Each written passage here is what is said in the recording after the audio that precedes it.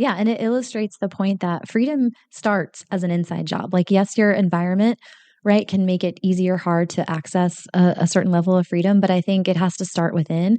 And so she set herself free, right? She was following a lot of rules Mm, that weren't even real, but that she had been taught, right, or received by osmosis about who she had to be in a corporate space, how she had to conduct herself, like how hard she had to work, how, like how much she had to sacrifice of herself. And it's like the freedom started in her break when she just set herself free of all those rules and then got to show up feeling more free in a very similar circumstance.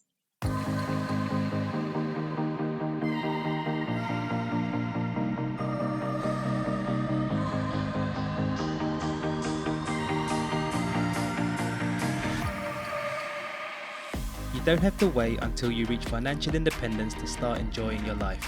You can do that much earlier and start living a life that you love and that's true to you. Welcome to Freedom Before FIRE. Using FIRE and life design techniques, we help you create freedom on your way to FIRE instead of waiting until you're retired to do the things that light you up. I'm your host Greg, a FIRE movement and life design enthusiast. If you're itching to get freedom now, then let's do this.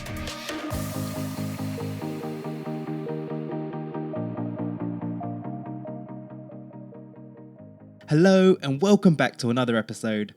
As you know, we love sabbaticals and career breaks on this show, and today I have the pleasure to speak with Katrina McGhee. So Katrina is a career break and sabbatical coach, and she helps 9-to-5ers create mind-blowing career breaks.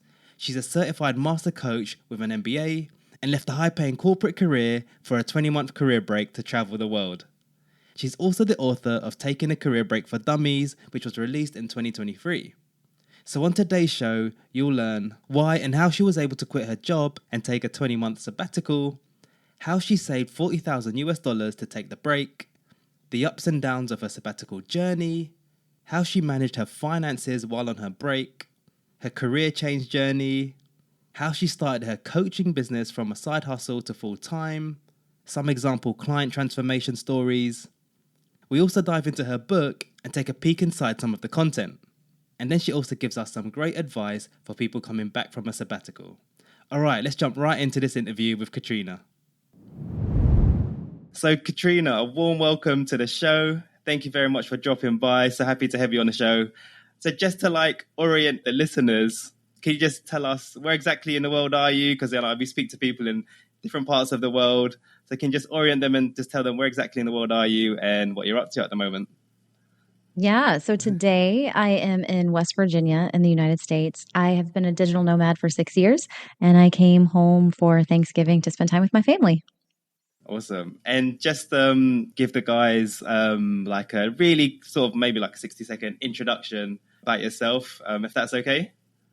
Yeah. So I am a career break and sabbatical coach. I'm also the author of Taking a Career Break for Dummies. And I'm basically living a really interesting version of my dream life in that I get to have freedom, go out, help people live better lives, and, in my own subversive way, try to help change the way that we think about life and work culture, and just help people live lives that feel more true to who they really are and have more joy and more meaning in them. So you've got a really interesting story of your sort of trajectory and your journey of how you got to where you are today. When I was looking into your story, it kind of reminds me of this really epic journey of it, kind of like a career change. Because I think before the sabbatical, you're like, oh, I just want to do something different, is what I gathered. And then you've gone on this, the sabbatical, and then you've done something else after it, which is kind of not exactly what you're doing now, but it was kind of like a stepping stone. And then you kind of got to this point where you went through a few bumps in the road and you've done a lot of things to get to where you are today. So would you describe it as as I see it, quite an interesting career change journey? Is that one way to look at it? Or Yeah, I mean, it is sort of a heroine's journey in a way. I think it's taken a lot of years to unfold. There's been different chapters and phases of this story, but for sure, I really wanted to do something different with my life when I took my break. I was already in my second career, my whole two separate careers in corporate America with an MBA in between the two. And I wasn't feeling like I was in the right place, doing the right things. I wasn't feeling lit up. And I just felt like I was chasing somebody else's version of success. So what was true for me is I wanted to just break free of that, but I really didn't know what that meant. This was back in like 2011, and I didn't really even do it. So the part for me that was like a long winding journey was finding this career because I took the break. It was life changing. I traveled around the world for 20 months after saving $40,000 in 18 months and then leaving Wow. my job. And when I came back, I realized my biggest goal was to find some version of financial freedom, which was becoming debt free, so that whatever job I took or whatever thing I did was more about the life I was living today and not about decisions I had made in the past or things I owed, people money for, like my education. So I decided to go back to corporate because that was the way I knew how to make money the fastest. And I knew if I tried entrepreneurship, which felt very scary to me at that time, the pressure of those like $700+ a month student loans raining down on me every month would really kill my joy for a business and it probably wouldn't work. Yeah.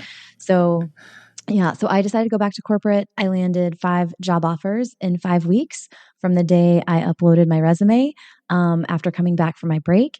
And I ended up taking a dream corporate job. Like, given that I was going back to corporate, this was a dream job and I was really excited to have it. So I took that job. I paid off all my debt in less than 2 years, like 40 something thousand dollars in student loans. And that's when I decided to get certified as a coach and really start expanding, my world by creating a side hustle as a coach and then eventually going full time. That's amazing. Did you also have had a coach before you had that sabbatical? You had like a coach Did. that helped you, and can Yeah. you take us through that as well? Because obviously you're a coach now, but obviously at that point you were being coached Right. on the other side of the sofa, so to speak. Yeah, I was in my second career. I had just started. I was months into this job and around month 8 I was like, okay, it's not new anymore and I still feel like I'm going in the wrong direction in my life. So I don't think it's being new. I don't think it's a new career. I think it's just me being in corporate that isn't working. And I was really honest with myself about that. But I didn't really know, like, I didn't tell everyone that because it's not a message that you want to broadcast when you are on a job. Like, I'm not happy here. So, but there were a couple people that I felt safe telling. And one of them was a contract worker who sat across the aisle from me and she did like side hustles, like making greeting cards and stuff. And she just had such a fascinating life. And I remember being jealous of like how interesting and like creative and exciting her life seemed. And I was just telling her, like, I am not where I'm supposed to be, but I don't know where I'm supposed to be or what I'm supposed to be doing. And she was like, I have a friend. She's a life coach. I'm going to give you her info. You should check her out. And I was like, what's a life coach? Because this is like back in 2011, right? And I like was like, that sounds interesting. So I called her, set up a consult. She did like a free session for the first session. And like halfway through, I was like, yes, I want someone to sit there and give me guidance on how to live a better life and to help me see all of the limiting beliefs that are making me create this like really just dark kind of meh reality in my life. And it was so incredible. Like, back in the day, we were doing it out of her house. It was like, she had like an office in her house. So it was like in person. We would meet like 3 times a month and we would just really talk about like, what does money mean to me? What does success mean? Like, what are the things that I want? How do I want to feel about my life separate of the things I'm doing? Like, how do I want to feel every day? And it was just thinking about life in a different way. And she said, my goal is to expand your perspective on life to see more possibility and to find your power. And that's exactly what happened. And so 6 months ish into working with her, I was sitting on the couch in her office and I just had this epiphany while she was talking where a voice inside me, very calm, was like, you need a break. And I was like, oh my God, a break. And I immediately knew it was like a big break. And I was like, oh my God. And so I told her, I was like, I interrupted her and I was like, Anne, I just heard a voice inside myself that said, I need a break. And I think I need one. And she was like, well, I guess we're planning a break. And, she was not a career break coach. She was just a life coach. But I think having somebody there to help me think about living life intentionally was very helpful to like getting to that point of wanting to take a break and recognizing that desire, but then also planning it with intention, which is, a lot of what I do with my clients now. And so it was really like the beginning of that career break story. And I think being in a space where I felt supported and validated in this desire. And it wasn't like, well, how are you going to do that? And what about your career? And what about your finances? It just really allowed that seed to bloom. and become something much bigger. And so I set about doing it. So I worked with her for about a year and I loved it. It was like, I looked forward to it, just really like cleaning out all the clutter in my head. But yeah, she definitely inspired me. I thought about being a psychologist in like undergrad. My dad has a master's in psychology. So I've always been curious about humans. I love asking questions. I started talking at like 5.5 or 6 months old. I like said my first word. So I've always been a talker and I really like love brains and people. So to be able to discover this new career that wasn't as like rigid and educationally demanding as therapy or, becoming like a psychiatrist or something, I was like, wow, I can help people and like satiate my curiosity for the human mind, but do it in a more approachable way. So that's kind of the origin story. It planted a seed that several Yeah, years yeah. later I was finally able to like actually water. Yeah, nice. And then when you first thought, oh, I want a break, did you know about career breaks, sabbaticals at that time? Or was that, Yeah, people yeah, weren't talking about it in the same way, but I had read in business school in the middle of business school between my first and second year, I had read Eat, Pray, Love by Liz Gilbert, and yeah, I was like really blown away. I think I knew of sabbaticals like a religious thing and also in academic world. Like I'd heard that term. I didn't really know much about career breaks other than when people used it to describe a caregiving break where they, like have children and they decide to go out of the workforce for several years. But I didn't really know about it in a self fulfillment, like live your best life kind of way. But her book really broke my brain and like introduced me to the idea that even though I was a air quotes responsible adult, I could do something as like crazy as travel the world just because I wanted to.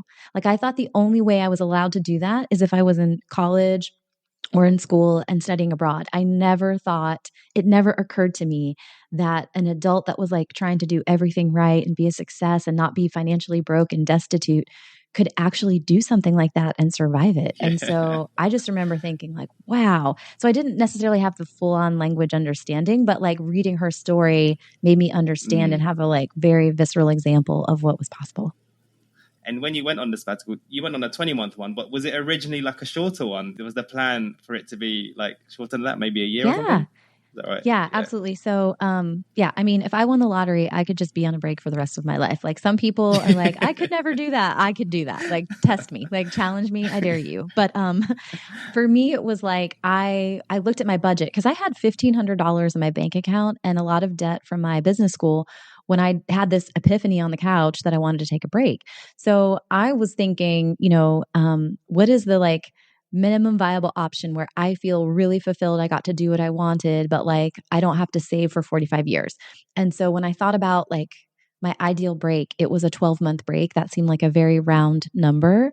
And so I estimated how much money I thought I needed to have to take a year off and do a lot of traveling. And that number was $38,000 when I put my little actuarial brain back on for my first career and Mm-hmm. did a spreadsheet.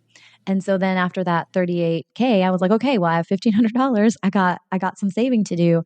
And then, I got to 40 and I left my job. I gave them 8 months notice because I was so good at tracking my spending. I kind of knew ahead of time, like when I was going to leave, and I wanted them to like know and be prepared. And I didn't want to pretend that I was like rotating to the next opportunity. I was not, I was out.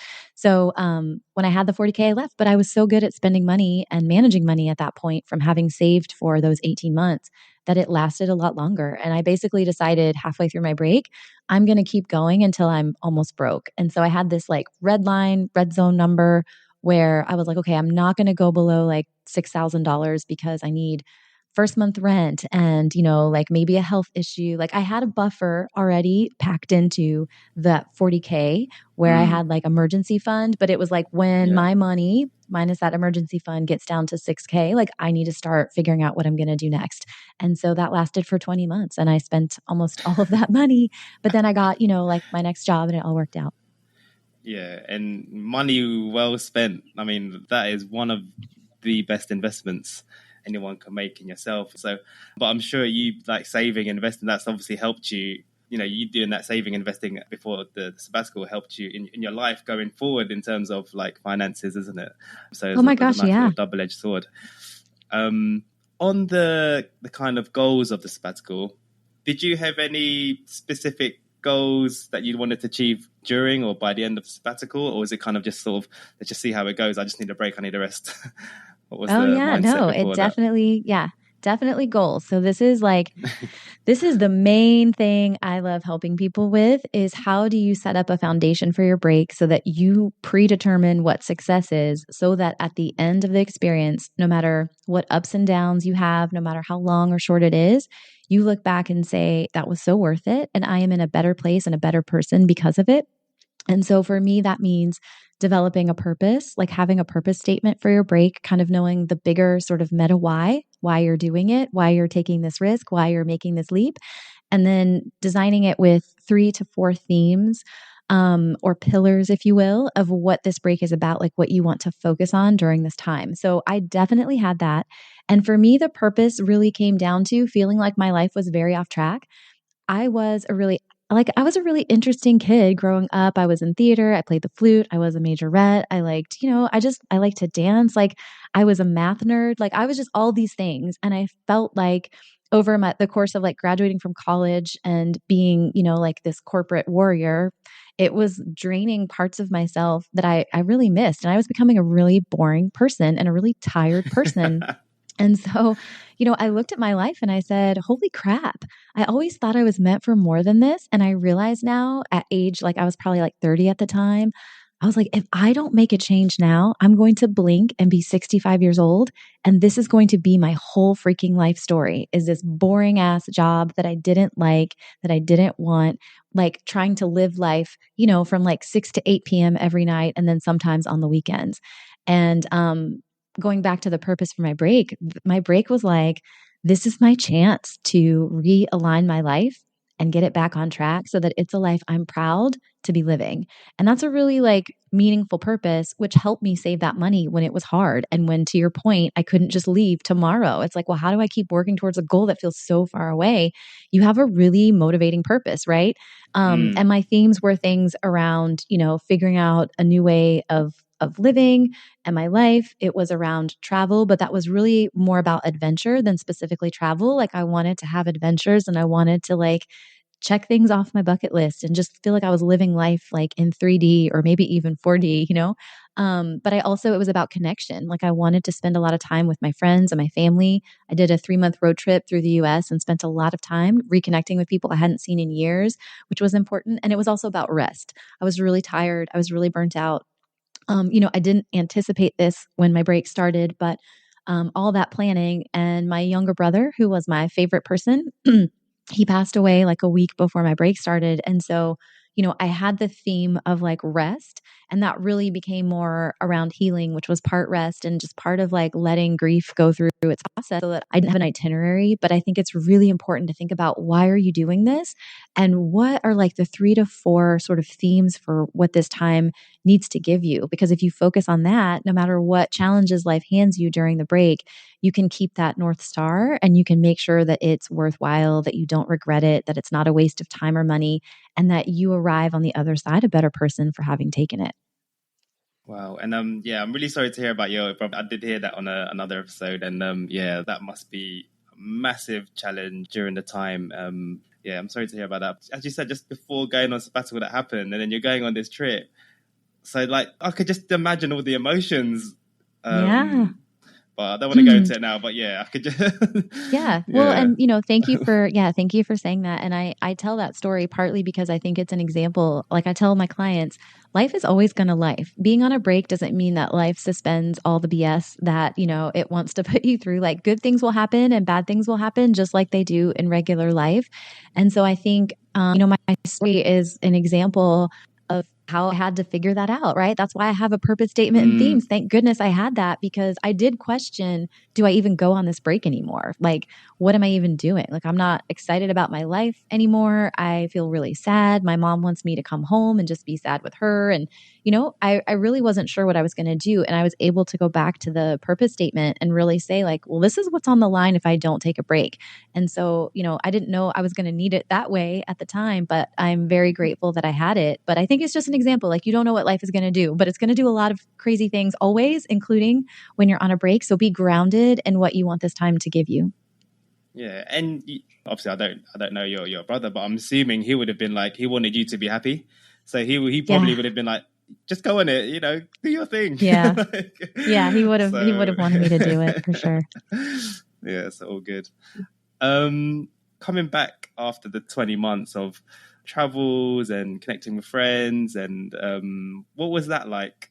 Like, what was the emotions and thoughts Yeah. finishing it So up? I met a guy, like maybe 6 months into starting to plan and save for my break. And he turned out to be a really awesome dude. And so he became my boyfriend. And I was not Nice. expecting to have a partner, while I was on a break, but I did. But luckily, he was a fellow traveler and he understood my desire and was really supportive of it. And we were able to hang out like a couple of times during those 20 months when I was on a break. Like we did the road trip. We ended up doing a road trip together for the 3 months, and then visited a few times when I was in the US.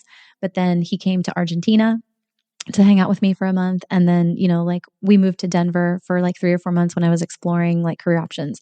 So, all that to say, I was excited to see him. We had been apart for 6 months because I had been like in Europe and then Southeast Asia, and I hadn't seen him in like 6 months, even though we talk all the time. And I was really excited to see him. But part of me was like, I do not want to get on that plane. I was, in Southeast Asia. I'd been there for almost 4 months and I was just comfortable being there. Like it felt easy. I'd gotten used to it. The food was amazing. Like I just really loved being there. And it felt like getting on that plane felt like the party's over. Even though I was excited to see my partner, the party's over. Like I'm going to have to figure out now what I'm doing with my life, And that felt heavy. So, when I got back, I had a really bad attitude. And I think he's an amazing person for putting up with it because I was grieving, right? Like I was grieving the end of a really Your healing adventure. and transformational experience. And I didn't want to go back to work. I wanted to be free. I wanted to not have a boss.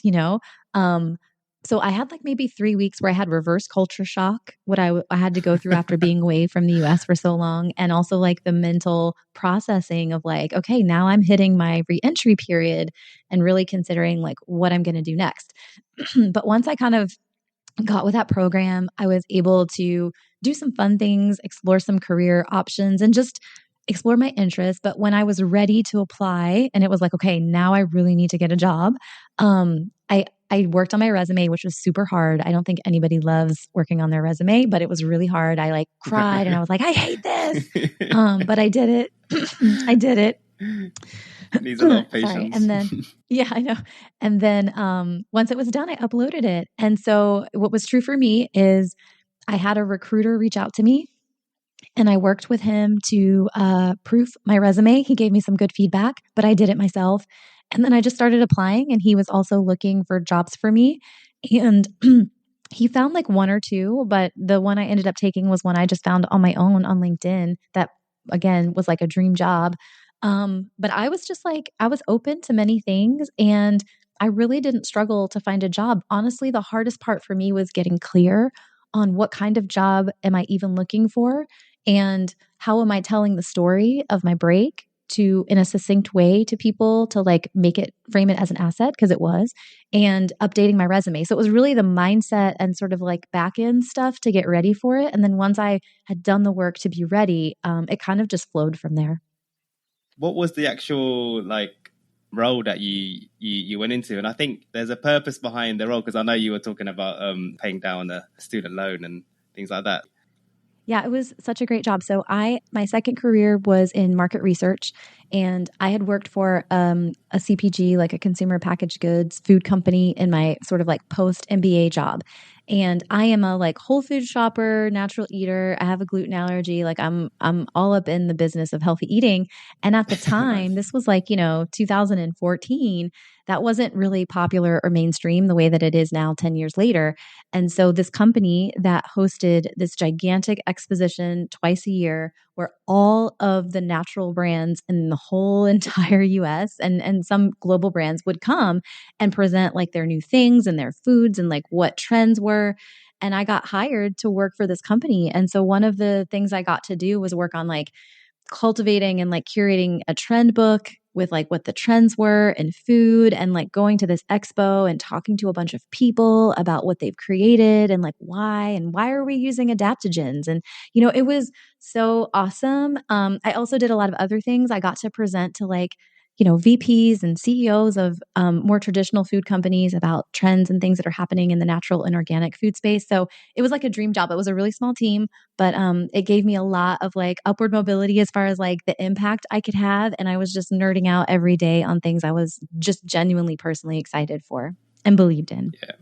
Yeah. I think it was because you mentioned it earlier about how you kind of, there was a purpose. Again, this is the other thing that's interesting about your story, is that you've always had this like purpose, goal, and then you're like, okay, I'm going to go through it. Even if it took you long, you're like, I'm just going to like battle through this. But even though you still enjoy it, but you kind of battled through it. So you obviously used, you mentioned earlier about one of the freedoms that you thought about was, debt freedom. And I think that was one of the goals for you doing this kind of like bridge job or career, sorry.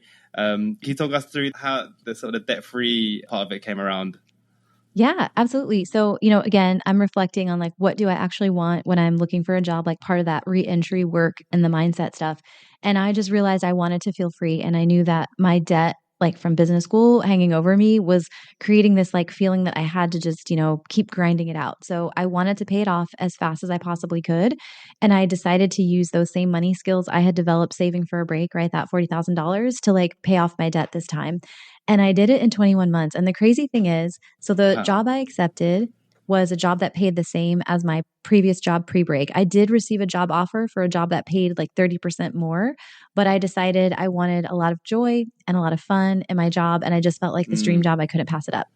So I was making like about 95, 97K after bonus and everything in that job. I did that for a year, and then the role changed, and I was like not feeling the new change. And I got poached by two people I had worked with in my past life at my first like post MBA job. They were growing their sort of startup, and they were so big that they needed someone like me with my skill set. And so I took a $15,000 pay cut to go work with them because I wanted to work in a more startup culture. And I was like, I'm going to learn a lot. And I loved them as people. And so I like we moved from Colorado back to Minnesota, and I took a huge pay cut. So all that to say, in the 21 months, I started at 97 and then minus 15,000, right? But I still paid off that 42K of student loan debt. And it was a mix of being really intentional with my spending the way that I had been when, I was saving for my break. But I also employed some like creative solutions. So I had a house that I was renting out. I wasn't profiting off of it. At that time, the rental market was really bad for like landlords, but I was breaking even about every month. But I had a HELOC. I had a home equity line of credit, and it had a really low interest rate. And at that time, that interest was tax deductible. And I also had these student loans that had an insanely high interest rate. And because of my income bracket, it was not tax deductible. And so I was like, wait, could I just combine these two things? So, I paid down I'd been working on paying down my highest interest loans and like putting lump sums as much as I could. And once it got down to like 30K, I think I rolled it into the HELOC. And I was like, here we go. And man, did that help. Like that helped me pay it down a lot faster. And so it was just a mix of all the things, but that was a really helpful move that kind of moved me forward as well. But like, bonuses, tax refunds, like all that stuff, I was just putting it towards, paying that debt down as fast as I could. And then of course I was living with my partner at that time. So we were really taking advantage of having that sort of dual income, one household, which I hadn't had when I was saving for my break. And that really sped things along. We purposely chose to live in the suburbs for a cheaper cost of living so that like we both could reach our financial goals. So, I mean, I made a lot of intentional decisions to really maximize my money, but it worked. And in 21 months, even with that huge pay cut, halfway through, I ended up paying off all my debt. Oh, amazing. And going back to what we said pre-sabbatical, you're already in that kind of rhythm of keeping a tight grip on your expenses, making sure that's really low informed. and saving. And then obviously that's kind of helped. And it's crazy how, getting our personal finances in order, after a while, it builds up. And as you've done, it gives you options, isn't it? Once you've built up amount of savings. And it becomes like a muscle. It's like, it's like autopilot, right? It's hard in the beginning if you're not doing it. And then suddenly it becomes very natural and it doesn't take nearly the same amount of effort. Yeah.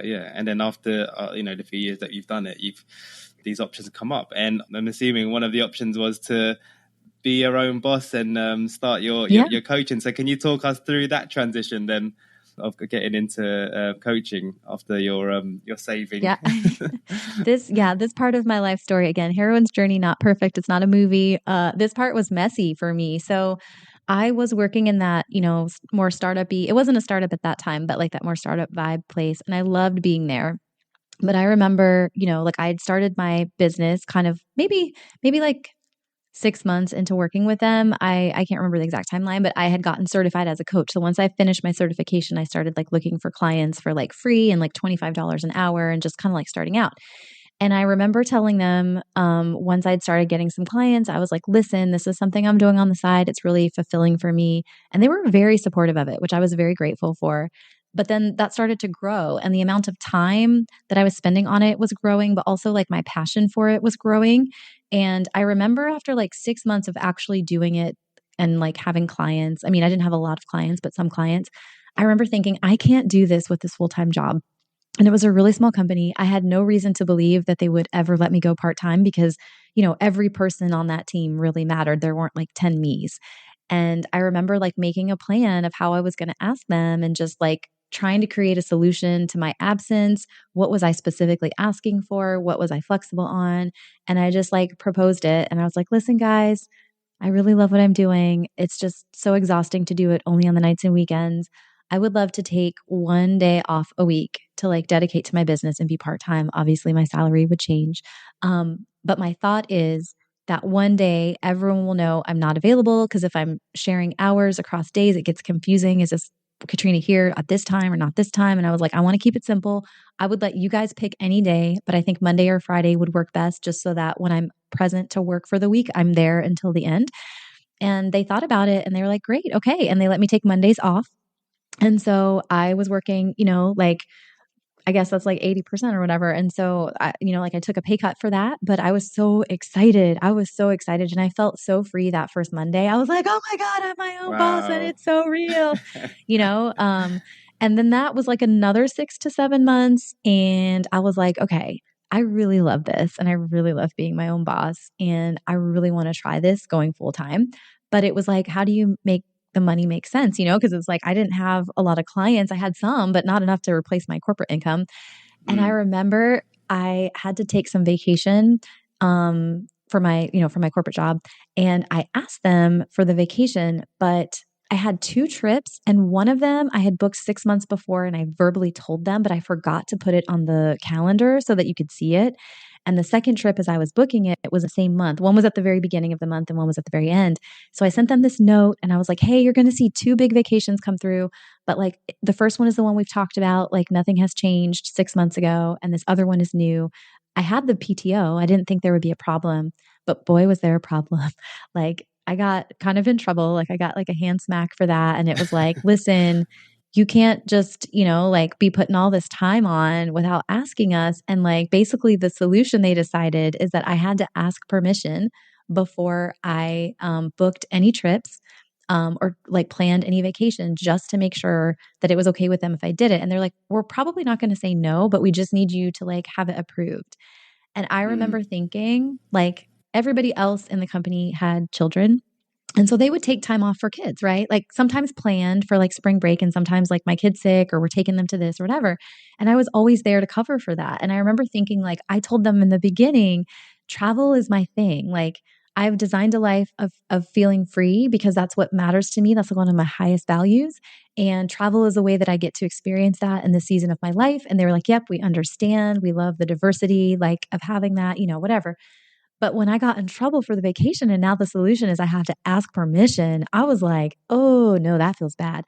So I remember that was the moment where I was like, okay, I can't stay here. Like it's time for me to go be my own boss now. And I think in hindsight, right, it was the push I needed. And so it was still like another maybe like 2 or 3 months before I did it. But I actually gave notice 4 months in advance. I did not have a lot of savings. I did not know how I was going to like afford it. I just knew I had to do it. And I was like, I'm just leaping off of this freaking cliff and I will figure out how to build some wings as I drop. Yeah, And that's it. Build a parachute on the way down. Yeah, exactly. That's exactly what that was. Because I was just like, I can't stay here. And but I did give them 4 months notice and help them find a replacement for me so that they wouldn't be in a bad place. And I left on great terms. But yeah, I ended up very spontaneously deciding to sell the townhouse that I had in Atlanta right as I was quitting my job. And it wasn't something I saw coming. I was looking for a tenant, but the market again was really crappy at that time. And it had been vacant for like 8 weeks. And I was like, I can't afford to carry this mortgage. Like, I have to paint it, I have to update it and refresh it, whatever. And so I was like, I'm just going to sell it. And I sold it. And then that money became a cushion for me to feel like I had time to like get my business to work before, before it crashed, before I hit the bottom. But I actually didn't know I was going to sell my house when I gave my notice. I just knew I'm going to figure this out. I don't even know what I'm going to do, but it's time. So that's what I did. Amazing. And then is it 7 or so years you've been doing the coaching business? So since that time? We're at 7.5. Yeah, almost 8. Amazing. Obviously, you've been doing it for 7 years, and you've helped about 100 plus people, or something along those lines. I've helped a lot of people, but over 100 of them have taken breaks. Yes. Okay, awesome. So I'm just curious about understanding if someone's listening to this and they want to get a bit of like some examples. Maybe they could like relate to it. Can you give us maybe 2 or 3 example stories of clients that have come to you who's maybe burnt out from work? Again, the corporate thing, or whether it is, and they come to you. What kind of 2 or 3 typical stories? Like, where are they from in the world? What kind of job industry are they typically from? Or yeah, a lot of my clients are US based. I have had some in the UK. I've had some in Europe, Australia as well.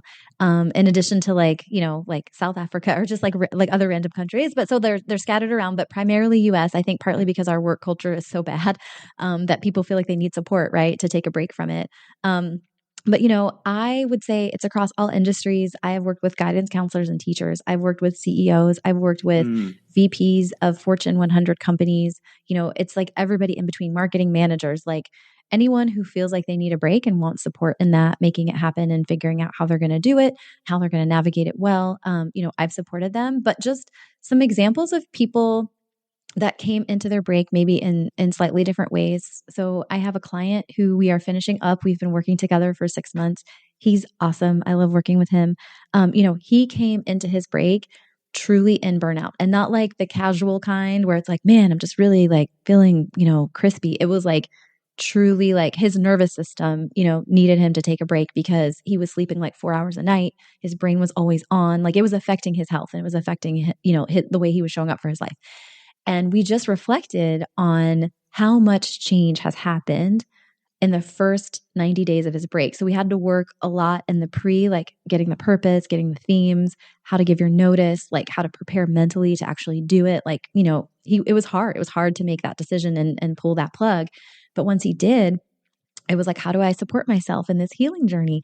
And one of the things we talked about is that he's now sleeping 7+ hours a night. And I was like, you realize that you have actually added years of your life back to your life, because to be, in midlife and be sleeping 4 hours a night and have not had 7 to 8 hours of sleep in a single night for 8 to 10 years previously. And then to be 90 days into your break and be able to say you're sleeping 7+ hours a night, I was like, you've added years to your life.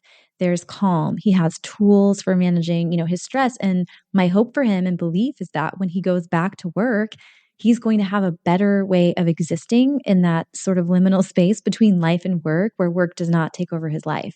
I have another client who has had a very demanding VP level job. And she actually, she was handling the stress well. She just had dreams. She wanted to travel a bit, but she also wanted to write a fiction novel.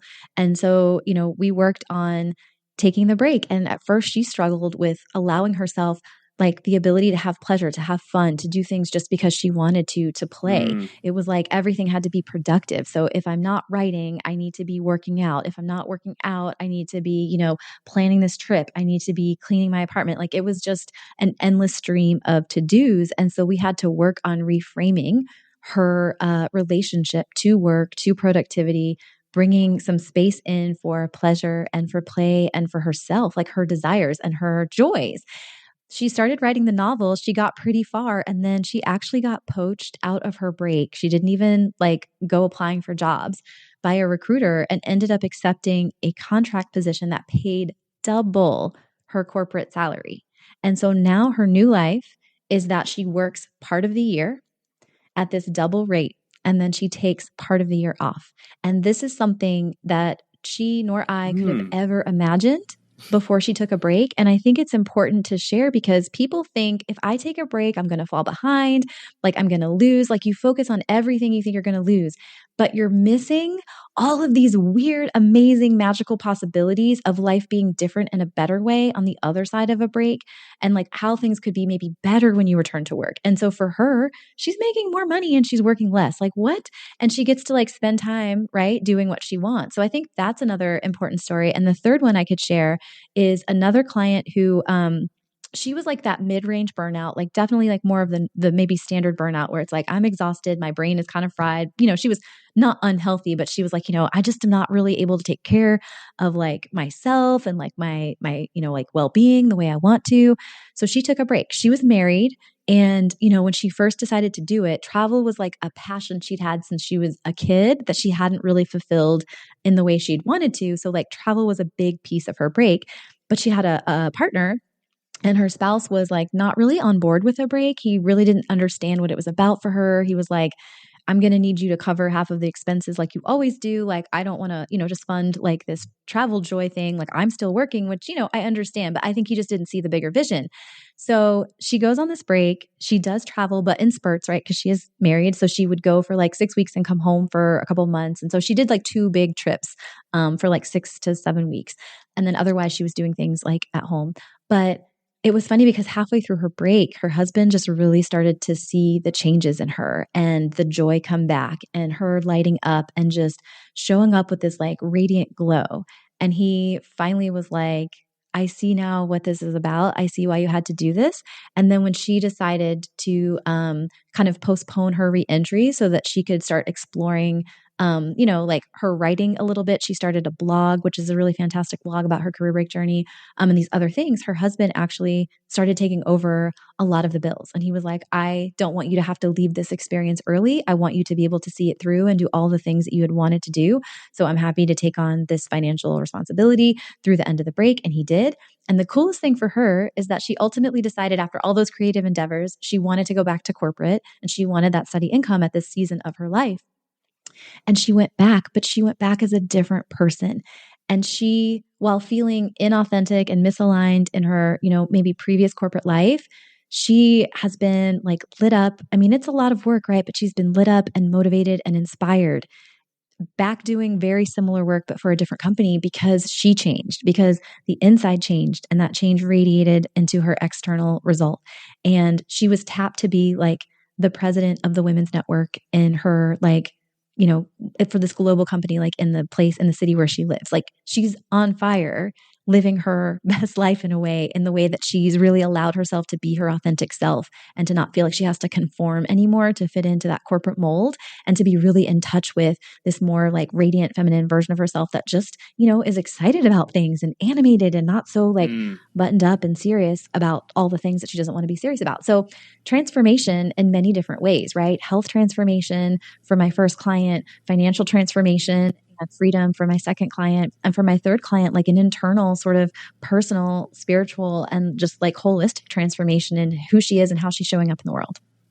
Yeah. When we think of like sabbaticals and transitions, it's not always like, oh, you know, going, living in a different country or anything like that. Sometimes it's that internal job, isn't it? It's like, is a really big thing. So for example, you could, before a sabbatical, you could be doing one career, then after it, maybe 6 months or whatever it is, go back to the same career or even the same company, but maybe a different role. But the thing that's changed is your mindset. That is massive because it might sound like a small thing, but it's huge because you don't have to do anything mad and significant and do something like crazy different. It's just that switch in turn. It's like a reframe. I love reframes from a negative to a more positive because that's where it's so helpful. The and I mental think game. you know that just. Yeah. And it illustrates the point that freedom starts as an inside job. Like, yes, your environment right, can make it easy or hard to access a certain level of freedom. But I think it has to start within.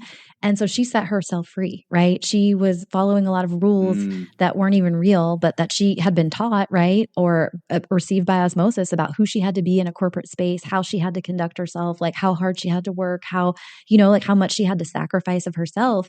And it's like the freedom started in her break when she just set herself free of all those rules and then got to show up feeling more free in a very similar circumstance. Yeah. I'm just trying to get my head around, because obviously with life coaching, because life coaching is quite an overall sort of term for a role, but I understand there's niches, and you've obviously gone down the sort of sabbatical career break niche. Is that correct to say that's how it's set up with life coaches? So do you get other clients just on the general life coaching? Or is it just specific career break people? So you do arrange, right? I do. Yeah, I love that question. Yeah, I do arrange. I would say I'm like 80% career break. That's what my website and my copy talks about. That's what my book is about. That's what most of my offers are about. But I really love being a life coach, and I love digging into the juicy parts of life. And I think part of what makes me a great career break coach is that I'm not a consultant. I'm not here to like plan an itinerary with you. I'm here to help you realize why you feel stuck, why you're burnt out. Because guess what? Like, it isn't just your job. It's probably also your relationship to work and your relationship to productivity and your beliefs about being lazy and responsible and worthy. And so really like doing deeper work to set people free. And so I like to do that work for people, even when they're not using the catalyst of taking a break to create that transformation. So like, actually just last month, I signed a client who's going to work with me for a year, and she worked with me on a sabbatical. And then she came back for a 3-month package to work on life stuff. And then, like 6 months later, she's like, okay, I've got a lot of changes coming up this year. Let's do it. So we're going to work together for a year, and we're going to work on like all the parts of life that come up as they come up. But I think that's what I'm doing always. But a lot of times I'm doing it through the lens of how do we use your break as a catalyst to like solidify and cement those changes and really give you the space to do the deeper work to change or shift things. But yeah, I love working with people, that are just in many ways going through some kind of life transformation or want some kind of deep change, which is what I was looking for when I had a coach. So yeah, I do work with people in that way too. Yeah, because I was going to say, because when I think about like career breaks and sabbaticals, there's specific solutions to a problem, whether it's, burnout or whatever it is. So if you're dealing with clients, sometimes sabbatical careers, can that not be a solution? Like, is something else better? Or have you ever been sat with someone like, they're thinking about sabbaticals, but you're like, hold on. Maybe that's not it right now. Has that ever come up? I'm just curious, just the other side of the coin. Yeah, I think for people to hire me. So I mean, I've definitely done a lot of consults where I've done a lot of consults, period. And I would say of those, a small set of people I hear talking about their issues. And I'm like, yeah, I can see why you want a break. And also, taking a break alone is not going to solve your problem. And so I believe breaks are good for all of us. I think it's a more natural way to live, a more sustainable way to live. Like, we should all be allowed to take them. I don't think anybody has to work so hard or be so burnt out or whatever to deserve it. I think it should just be the reality of how we live and work. So that said, I'm never like, you don't really need a break. But yes, sometimes absolutely, I am like, this is not going to be the silver bullet that cures everything. In fact, most of the time, it's not really the silver bullet. It creates the space for you to do the work so that you can have a different relationship with yourself and with your well-being and with your, friends and family and your job and productivity when you come out of a break. But yeah, for sure, there are definitely situations where, what they're experiencing that like led them to want a break is going to follow them through their break and show up on their door day one of their next job. And so that's part of why, I really think it's important to think about getting support or having support or just being in connection with other people taking a break so that you don't fall into the trap of not doing the inner work you need to do so that your life can be better after the break, so that the benefits really sink in and you're not taking that faulty thinking or those limiting beliefs with you once the break is over. Yeah, I like that. Okay, so for the people that are kind of wanting to go on sabbatical, I kind of want to link this into an awesome thing you done last year, which was write a book. So what I was thinking of doing was, obviously you wrote this awesome book, which I'll let you introduce in a second. But I was thinking of kind of going through your book, but in the lens of someone wanting a change in their career. They want to transform, and they think a sabbatical might help. And using the book kind of like as maybe the chapters in the book, what kind of steps or how would you advise someone, going through your book as the kind of milestones or steps, so to speak. Is that okay? Yeah, for sure. And so the book is a part of the Official for Dummies series. So one of the things about that is that it's a reference book. There's an index in the back. So if you want to look up healthcare, right, you can just go find it in the index and find it. And it also means that the book is in very thoughtful chronological order. So if you are thinking about a break, the beginning starts with how to decide if it's right for you. Even before you get to the planning, it's really being thoughtful about okay, why am I doing this? And what are the risks? What are the benefits? Thinking about what they are for you personally and doing that work to get kind of sold on the idea of taking a break if that is what you want. And there's also suggestions for you if you determine a break isn't right or you can't afford one. There's some other suggestions of things you could do instead. So that's kind of where it starts. But if you wanted to do some career exploration and stuff, I think you would follow pretty much the formula the book has, which kind of takes you through planning is the big second chapter. Once you've decided you're going to do it, how do you do a plan? You definitely want to plan. You want to think about the purpose. You want to think about the themes. Specifically for my career changers or career explorers, this is going to be really important because what I see happen is if you don't think about the other aspects of your break that are equally important, you will spend that whole time worrying about finding a job. You will spend it feeling stressed out about what should I be exploring? How do I explore it? You will spend it watching your peers get promoted or change jobs. You will spend it reading articles about the job market sucks, and you will freak yourself out. And then you will either quit halfway through and decide to just go back to what you had before because it's a safe thing, or you will just feel super agonizingly awful and then really not want to talk about your break when it's over. So I would say please do your themes and please think about, besides a career exploration or a career change, what else are you trying to get out of this experience?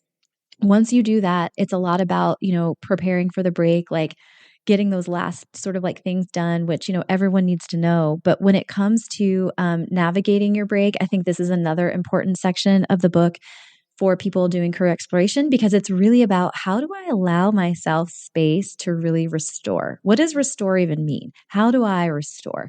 How do I relax? How do I question my do, go, always be productive mode? Because I think part of the exploration that I've seen for people that want to change careers is really wanting to experience also a different way of living and working. A lot of times they want to be stimulated and they want to find something new, but there's also this underlying desire to do it in a different way. So I think to open your mind to all the possibilities, you really need to unpack unhealthy relationships that you might have to what it means to be worthy, what it means to work, what it means to, just be productive and be a responsible person. You need to kind of divorce yourself of some of those limiting beliefs. So I would say definitely check out the sections in the navigating your break. And then of course, coming out of your break. So there is some stuff in there for planning a reentry, thinking about what you're exploring. I have a client who actually did a fellowship. He did a 3-month fellowship.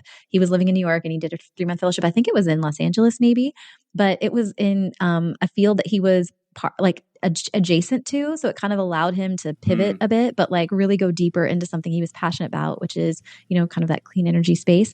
And he had a really great time, but he also expanded his network. So not only does he have this interesting credential and this additional, education experience, but he also has a bunch of people now that he can connect to when he's looking for his next role. And so, the book does talk about thoughtful ways to kind of go about your job search when you are thinking about changing careers or trying something different or creating a different lifestyle.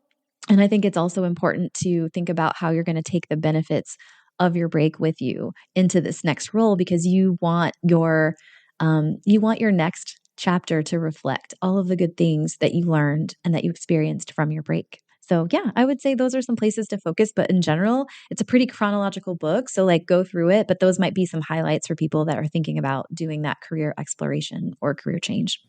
Oh, amazing. Thank you for that.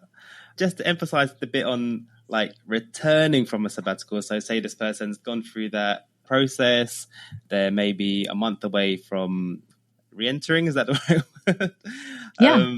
What are some good tips or advice for someone coming back? Because actually I'm actually finishing up a 16-month one. I'm on my second sort of long one, and re-entering into the workplace yeah, that's just from Yeah. my personal side. But anyone else Yeah. out there that's kind of like coming back, how would you advise them? Yeah. So I have a whole chapter on the book, but I'm going to give you like a couple of like really tactical things that I would recommend you doing or anyone doing that's like in that same place. So, a couple of specific things to pull out. One is be sure that you are processing the break. So whether you took it expectedly and you did everything you wanted to do and you're just like, okay, I'm just reflecting on what that meant to me, or if you started it unexpectedly, or if you had a health challenge, or if something unexpected like your brother dies, like however you came into it, whatever your experience was, it's important to take a moment to reflect. I have some prompts in the book, but they're questions like, what am I most proud of from this break? And like really think about that. Like, what am I most proud of? What are the things I'm most proud of?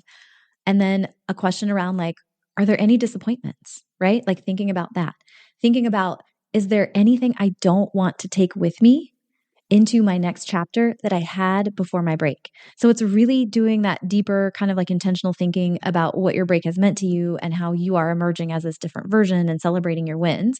And then the next thing you want to do is you want to create a list of at least 25 benefits of your break. It's so important to celebrate and acknowledge the benefits. It will help you sell your break to other people. It will help you build belief that it is an amazing asset, which then translates in your interviews and your cover letters, right? Like communicating that I am a better person and you as a company or an employer or an organization are going to benefit from this better version of me. It starts with those 25 benefits. They can be, I slept through the night. It can be, I feel stronger. It could be, I lost weight and I have way more energy. It can be that I spent time with people I care about and I filled my cup. It could be that I created I realized I have 4 new hobbies and I'm so excited about my life, right? Like just really think about what those benefits are for you and then weaving those into the story you're going to tell about your break. And the last tactical thing is I encourage my clients and you as well, like think about your 3 non-negotiables. Now that you have emerged from the cocoon in this new stage of life, what are 3 things that your next opportunity or next business decision or next role absolutely have to have or absolutely should not have? It can be a mix of, both of those things, but 3 for this next chapter. So you want to really be intentional about what you are allowing and what you are not allowing and what you are accepting and what you are not accepting. And so 3 is magic number. You can write down 10, but you got to narrow it down to 3. And from that place, imagine you have an assistant who is just taking the sheet of paper with those 3 things and they're screening every single opportunity that you're considering very objectively. So if it sounds sexy and it pays a lot, but it doesn't hit all 3 of your non-negotiables, she's ripping it up, right? So it really creates some clarity for you before you get drawn into the money and the success or the ladder climbing or the, just the excitement of it all. It really grounds you in like, what do I need to live the life I want to live in the way I want to live it? And then it also opens you up to new possibilities because sometimes, and I've had this happen with my clients, there are jobs going by them or that people are asking them about, like, have you heard about this? Would you be interested in this? And they would immediately say no because they're like, I don't have that experience or I don't do that. But when you go back to that list, when you tap your assistant and you're like, hey, what would you say? She's like, oh, check, check, check. It meets all 3. Why don't you have a conversation? And I've had clients accept jobs that they were was never going to be on their radar because it passed that first gate of the non-negotiables. And then from there, they realize like, this is a really interesting opportunity. Yeah, I like those. Yeah, as you were saying them, I was like, yeah, trying to think of all these little things there, as you were saying that. So yeah, that's really really helpful. Thanks, Katrina. All right, so before we go over to sort of like your next steps and anything you want to share from a business perspective, we're going to jump into the rapid fire questions. But before we do that, is there anything else you wanted to cover or anything you think I should have asked that you wanted to mention? Yeah, I mean, I think we did a great job of like telling the story and I think you asked some great questions. So I'm ready for these rapid fire questions. All right, okay. So I've got 6 questions. We're going to jump straight into it. Just have your answers really brief and just some quick ones. So question number 1 is, what kind of freedoms have you experienced in your life so far? I mean, I count myself as feeling financially free, even though I'm not early retired, because money does not drive my decisions. And alongside that, I feel like I have the freedom to live in integrity. And that is the coolest thing ever. I think if I could like talk about one freedom that I have, it's that. And then when I say integrity, I mean my actions align with my values. If I don't want to be somewhere, I'm not there. If I want to do something, I make a way and I let myself try it. I let myself do it.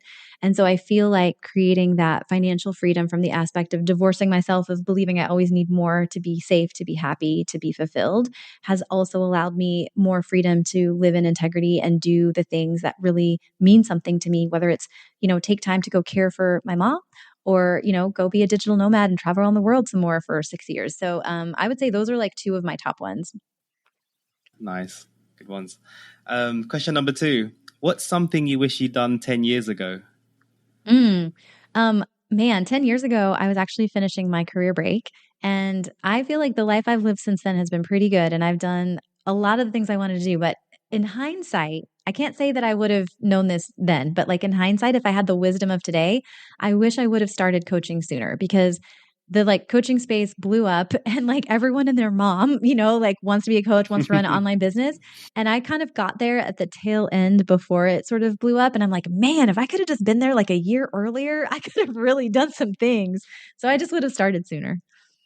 Got it. Question number 3. What are 1 or 2 daily habits that have helped you in your journey? Yeah, I'm super bad at maintaining habits. I'll be super honest. But when I'm in my groove, 2 things that are very, very helpful to me. One is drinking a lot of water first thing in the morning because I will never drink it at night. And so if I like power load it and I get in like 4 glasses, like in the first 2 hours of being awake, I just find it makes me feel better. My skin looks better. Like everything is better. So I try to do that when I can. And then the other one is starting my day with even just 5 minutes of meditation and music. I make my bed like every single day. Every single day. It's just something I do. But I like to listen to music. And so if I listen to a song while I'm making the bed and kind of dance it out, I find that it can set a vibrational energy level tone for how I want my day to go. And it's so amazing. Like it really can shift your mindset if you're feeling kind of, or just like, something's on your mind, listening to something that like revs you up or gets you excited or just brings you back online and kind of like moving your body for just 3 minutes can make a difference. So when I do those things, I notice my day goes a lot better. Love it. Question number 4. Your most important lesson in life? It's a really hard question, but I'm going to give you my best answer to this very big existential question. I would say don't approach life like it's a race because the finish line is death. So when I say that, right, I mean, don't be racing to the next thing and the next achievement and the next and the next and the next. Because if you're just trying to get to the end, like spoiler, the end is that you die and that you can't do anymore. And instead think about life as a journey that you get to enjoy. And you want to just be in the enjoyment of that for however long you can. And so don't only take the highway to get where you have to go, like get off on the side road, right? The metaphorical side road, stop, stretch your feet, go see the Grand Canyon, walk around, make friends, right? Just really enjoy the journey. This is exactly what this podcast is about. I might use that for the tagline. Thanks, Katrina. Awesome. Question number 5. 2 to 3 transformational book recommendations that you'd love to give listeners. Yeah. So I'm also notoriously bad about reading books.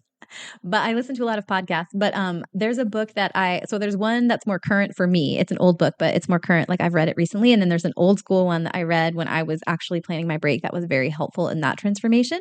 So the first one, the current one, is Breaking the Habit of Being Yourself by Dr. Joe Dispenza, who is like, I think he's a neuroscientist. I'm not sure. He's amazing. And some of his stuff is a little beyond my head, but it's really about the science of changing your brain and using your brain to change your reality. And he uses like quantum physics and stuff to talk about it, but it's just incredible. And he also does a lot of meditations. So I love that book. I would say like, man, if you want to create different results, like just grab that book or just even go get like a meditation from him and just start thinking about using your brain in a different way to create reality instead of just more of what you've had in the past.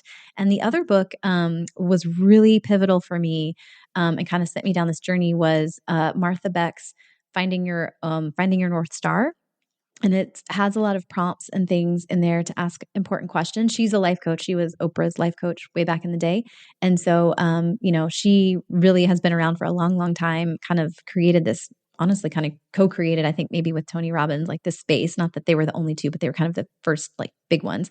And yeah, her book was really amazing. It's like having your own personal life coach ask you some questions and tell you some things about life that make life feel not so heavy and more full of possibility. I haven't read any of those, but I think they're all going on the list. Nice. All right. Question number 6. What are one or two small things you want listeners to take away if they listen to this and they're interested in sabbaticals? What one or two things you'd like for them to take away today? Yeah. Number 1, it's possible. I don't care if you have kids. I don't care if you don't have the money yet. I don't care if you have a partner that doesn't get it. I don't care if you have a health condition. Like, taking a break is not about traveling the world as a backpacker, just living your best life for 12 months. It's about giving yourself time and space to do whatever you want and need to do and to address well-being in whatever that shape and form is for you specifically. So I want you to take away that it's possible, and that whatever you think are your limitations, they are not limitations. They are just things to be worked around. And I have lots of clients that stay at home and never travel. So that's not a requirement. 30% have kids, 60% have partners. Like, you can do it. And number 2 is, please stop to consider, if you feel like you can't take a break, please stop to consider what you're risking if you don't. So some of my clients think they can't afford to take a break. They actually maybe even have access to the money, but they can't justify spending it. And we do the work to figure out, can you actually afford not to? If life never changes and this is all that there is for you and this is how you get to the end, could you afford that sacrifice? Like, would that have been worth it? Like, would the joy of your life and potentially changing the trajectory of the second half of your life, would it be worth, 30K?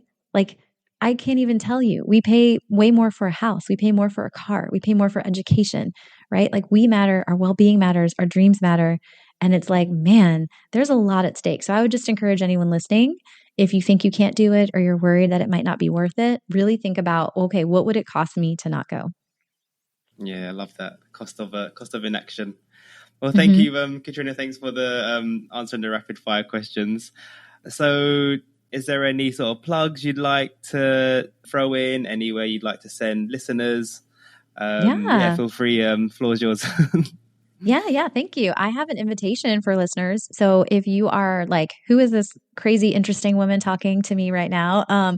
You can join me and hang out with me. And actually the technical editor of my book, who is a 5+ year sabbatical coach as well. Her name is Lyndall Farley. She's actually been a guest on this show as well. So yeah. So that's exciting. But Lyndall and I joined forces. I know, she's so awesome. We joined forces and created a very special community and resource hub for people that are wanting to take a break, planning a break, or currently on a break right now. It's called Break Space. It's incredible. It's insane value. I have my very special course there, the Break Blueprint, which helps you design your purpose statement and themes like we talked about today. But you also get community calls to connect with other humans doing it and to help normalize your goal, which is very important. And we do drop-in coaching, so you can ask me questions, you can ask Lyndall questions. Like, we've really just tried to amplify our impact and make it a more financially accessible way to get support for anyone that is considering or on a break right now. So please join our waitlist. We only launch right now to people on the waitlist, and we offer a discount, and it's like first come, first serve. So get on the waitlist, join the waitlist and see what it's about. We'll send you some emails with information so you can learn more about it, but I would love to see you in there. Awesome. Is there anything else, Katrina? Any socials or anything you want to touch on? Or? The only other thing is, I'm on social, but I'm not a steady social person. So that's you can connect with me there kind of, but I would recommend also, I have a freebie, which is 45 things to do on a break. If you download that, you get on my newsletter, and I share updates there on my travels and resources and things I'm doing.